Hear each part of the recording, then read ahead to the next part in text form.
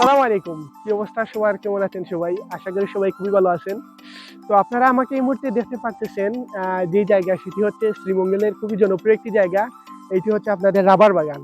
তো আমি এই মুহূর্তে একটি রাবার গাছের সামনে আছি। আমার ক্যামেরাটার সামনে আনো। তো বেসিক্যালি এইটা হচ্ছে আপনাদের রাবার বাগান।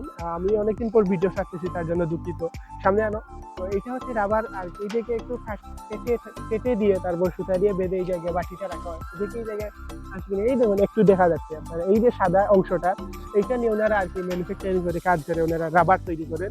আর এটা হচ্ছে শ্রীমঙ্গলের ঠিক সেন্ট্রাল মধ্যখান এই জায়গায় পড়েছে, এবং এই পুরো অংশটা হচ্ছে আপনাদের রাবার বাগান, মানে প্রত্যেকটি গাছই রাবার বাগানের। আর আশেপাশে আপনারা যদি আসেন তাহলে দেখতে পারবেন এটা শ্রীমঙ্গলের খুবই জনপ্রিয় একটি জায়গা। প্রায় সময় ট্যুরিজমরা এই জায়গায় আসেন, ট্যুরিস্টরা এই জায়গায় এসে ভিডিও বানান, ব্লগ করে। তো আমরা একটু সামনে যাই, সামনে আছে আপনাদের চা বাগান। তো আমরা চা বাগানটা দেখি, আজকে ভিডিওটি এখানে শেষ করি।